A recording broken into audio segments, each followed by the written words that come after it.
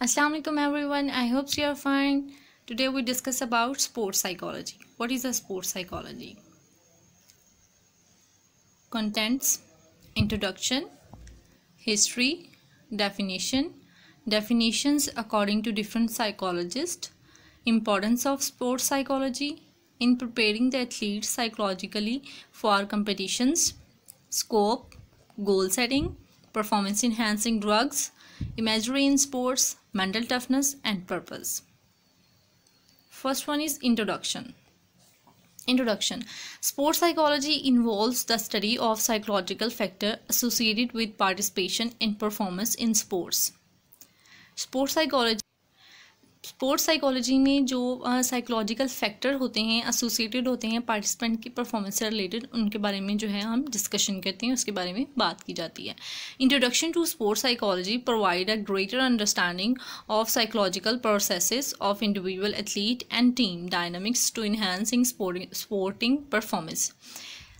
इसमें भी यही है कि साइकोलॉजिकल प्रोसेस जो होते हैं इंडिविजुअल एथलीट के, उसके बारे में डिस्कशन की जाती है. टीम के डायनामिक्स क्या हैं उसके बारे में डिस्कशन की जाती है, और किस तरह जो है स्पोर्ट की जो है परफॉर्मेंस की, एक एथलीट की परफॉर्मेंस को हम किस तरह इन्हेंस कर सकते हैं, उसको किस तरह इफेक्टिव वे में हम उसको जो है वो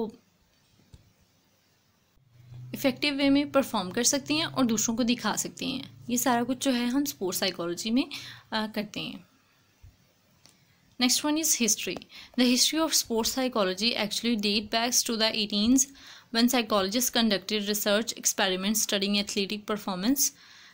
In his 1898 research study involved a cyclist, Norman Triplett found that cyclists increase their speed when in competition with others as opposed to cycling alone. जो था ना नॉर्मन ट्रिपलेट, उसने क्या किया था, उसने जो है वो रिसर्च की थी जिसमें उसने फाइंड किया था जब हम साइकिलिस्ट लेते हैं एक एथलीट को, दैन वो जो है वो एक कंपटीशन में जो है वो ज़्यादा इफेक्टिवली और स्पीडली जो है वो परफॉर्म करता है एज़ कम्पेयर टू अगर वो साइकिलिंग अलोन करें. Founder of sports psychologist Coleman Griffith. Although Norman Triplett, a psychologist from Indian University, is credited with conducting the first study on athletic performance in 1898, Coleman Griffith is known as the father of sports psychology. So Coleman Griffith हैं वो father of sports psychology हैं, और जिसने found की है वो Coleman Griffith है.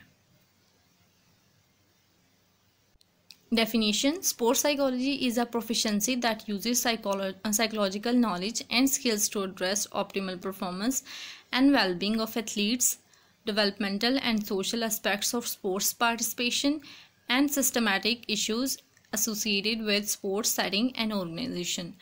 इसमें क्या है कि हम जो है स्पोर्ट्स साइकोलॉजी में साइकोलॉजिकल नॉलेज को, उनके स्किल्स को एड्रेस करते हैं. किसके लिए एड्रेस करते हैं? ताकि हम जो अपने एथलीट जो हैं उनकी परफॉर्मेंस को इन्हांस कर सकें, और उसके साथ साथ जो है डेवलपमेंटल और सोशल एस्पेक्ट्स जो हैं उनको भी देख सके पार्टिसिपेंट के, और स्पोर्ट्स सेटिंग और ऑर्गेनाइजेशन में किस तरह वो हेल्प कर सकते हैं, इन सब चीज़ों को हम देखते हैं. Definitions of sports psychology according to different psychologists. First one is Brownie and Mahoney. Sports psychology is the application of psychological principle to sports and physical activity at all levels of skill improvement. किसके लिए use करते हैं? According to brownie and महानी के according ये था कि sports और physical activity है जिसमें हम लेवल ऑफ इम्प्रूवमेंट करते हैं, स्किल्स जो है उनको इम्प्रूव किया जाता है.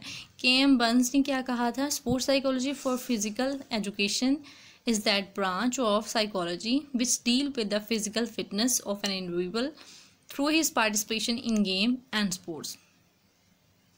इसमें उन्होंने ये कहा है कि जो स्पोर्ट्स साइकोलॉजी की ब्रांच है इसमें फिजिकल फिटनेस के बारे में होता है, और इंडिविजुअल के देखा जाता है, उसके साथ साथ उसकी गेम में पार्टिसिपेशन कैसी है उसको देखा जाता है.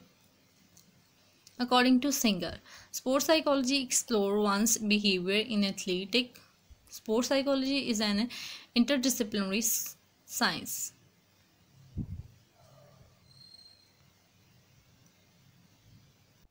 Importance of sports psychology.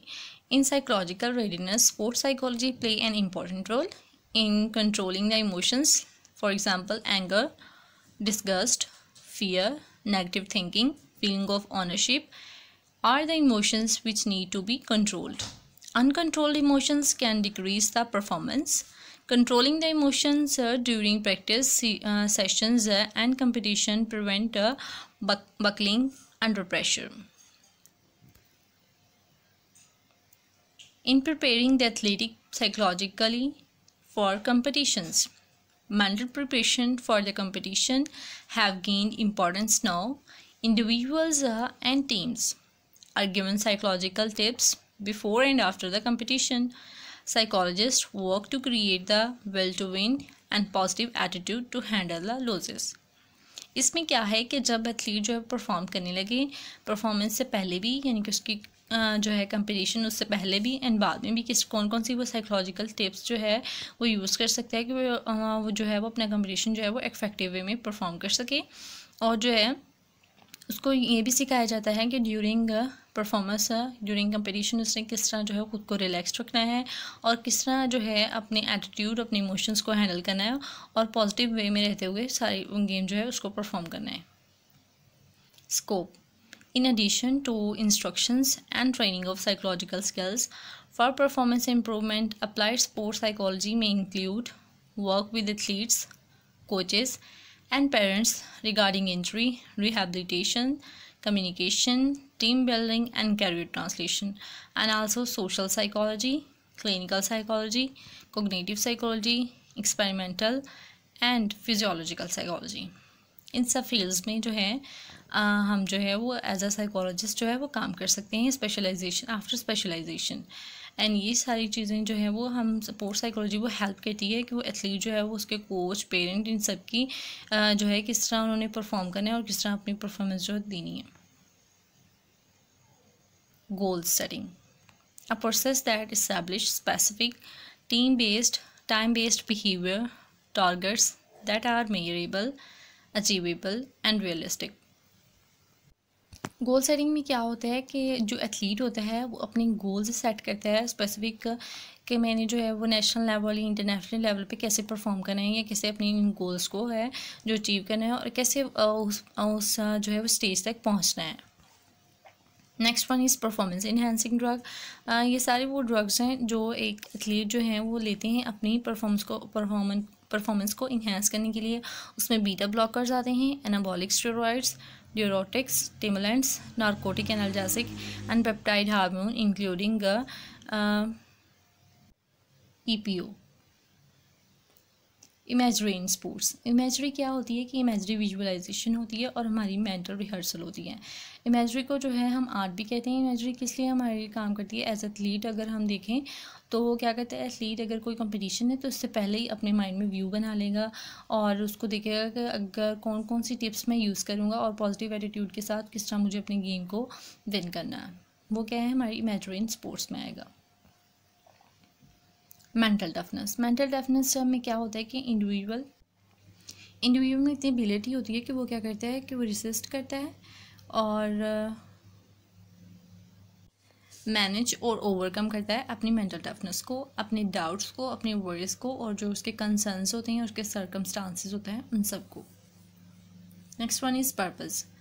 जो स्पोर्ट्स साइकोलॉजी है इसका मेन पर्पस ये है कि जो एथलीट की परफॉर्मेंस जो है उसको इन्हेंस किया जाए, उसकी मेंटल स्किल्स और स्ट्रैटेजीज जो हैं इस तरह कन्वर्ट किया जाए, इस तरह उसकी डेवलप की जाए कि वो इफेक्टिवली कंपटीशन में परफॉर्म कर सके विदाउट स्ट्रेस और उसको प्रैक्टिस भी हो और ट्रेन भी हो मोर एफिशिएंटली ताकि वो अच्छे वे में परफॉर्म कर सकें।